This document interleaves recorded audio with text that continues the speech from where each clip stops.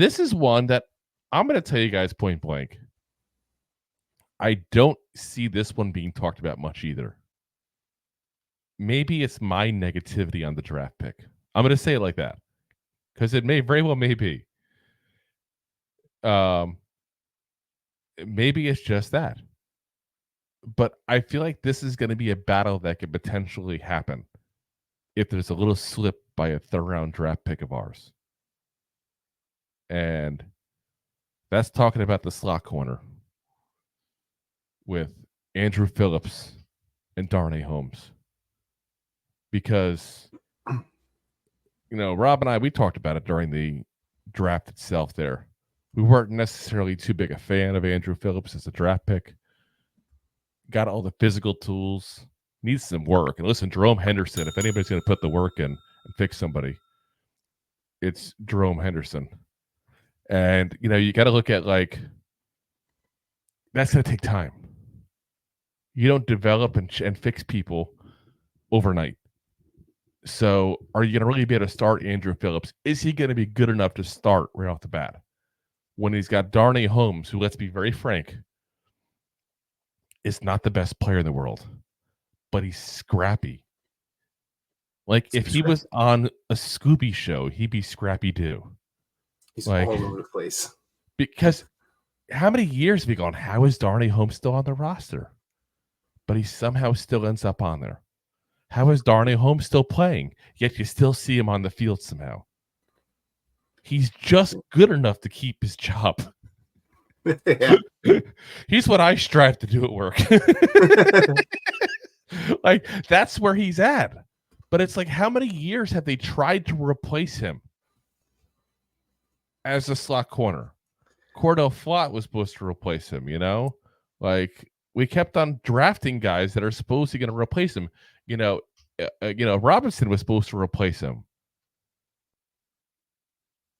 Yep. Yeah, Robinson's replaced Sterling Shepard better than he's replaced anybody else based on the injury history. But yeah, womp womp womp. But I mean, we kept on trying to draft guys to replace him, and he's beaten all those guys out.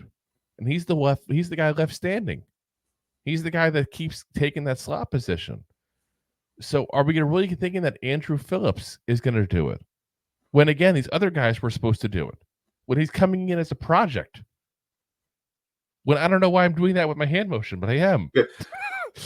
Shows how serious you are. ... Yeah.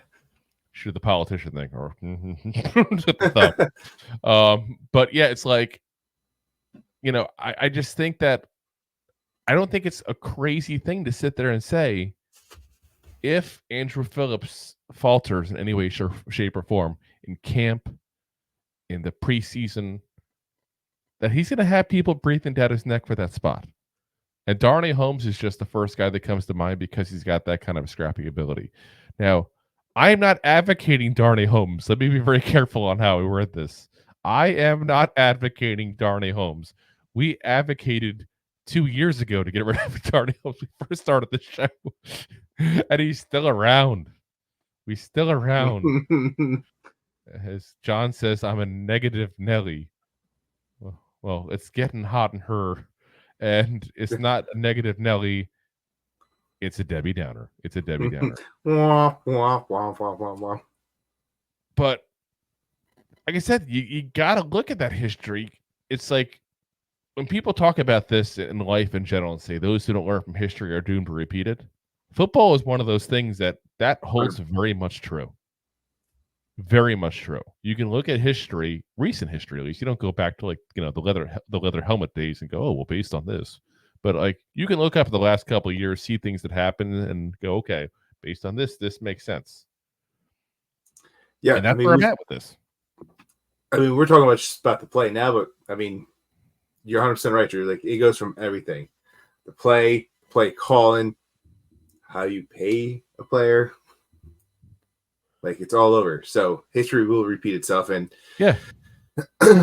So I guess you're thinking us we keep on trying to replace Darnay Holmes, and somehow he's still around.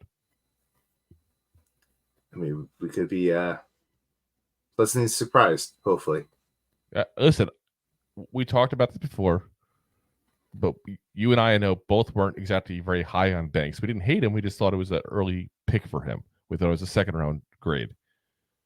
You know, we were wrong on him. He played very well last year, at least as far as rookie, we were wrong on him. I'll be very glad to be wrong again. I have no qualms about going, if I'm wrong, I'm wrong, and saying I was wrong. As long as I'm right more than I'm wrong, we're doing good. Nobody's right all the time, except my wife. She's always right. I mean, you have to say that. Yeah, she didn't hear me, did she? You're her cousin. You can say whatever you want. But yeah, like, you know, you have to prepare for these scenarios, though, I feel like. And I feel like people don't always do that. It's like, you can't just draft a player and be like, oh, position solved. It doesn't work like that. Justin, I wish it did. If it worked that way, our offensive line would be amazing. Be the best in the NFL. Seriously, 20 years running. 2 top 10 starters at tackle, a second round at center, a third round at guard. Like, we'd be amazing offensive line. It doesn't work that way, guys. You got a guy with athletic traits that's a little bit of a project in the third round. To expect him to just ball out in the beginning, it's a little ridiculous. It's not fair to him. You know. No.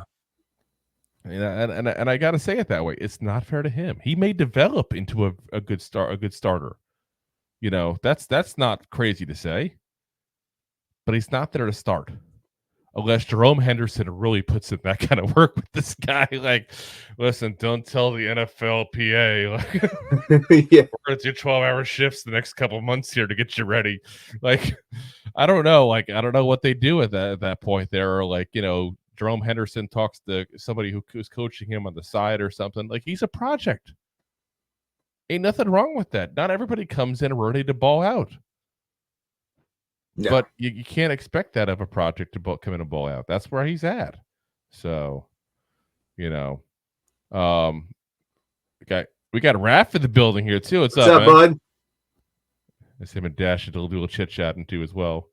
And then John says she's hot. Who's hot? Are we talking about Giselle? Is that what? No, I missed that one. No, but you being Debbie Downer. Oh, Debbie Downer. Yeah. Oh, he's saying the Debbie Downer lady was hot. Yeah. That's what's her name from SNL. I forget who that is. Yeah, you had it right. That's what's her face. Yeah, you know what I'm saying. Yeah. What's her name? One that used to. Is it Amy Poehler? Is that her? I forget her name, but she always reminded me of the one that was in New Kids in the Hall. Oh God, that was a crazy show. Yeah. Dave Foley and all. Those Canadians. What's it all about? I'm about to look it up now because I think it was SNL. Debbie Downer at that point there. Rachel Dratch, it says, is her name. Amy Poehler is somebody else I'm thinking of. Rachel Dratch. That's her name. Steven. Right. I thought you said Stavin. Thanks for listening to Two Giant Goofballs, a New York Giants podcast. We appreciate your support. Thanks so much.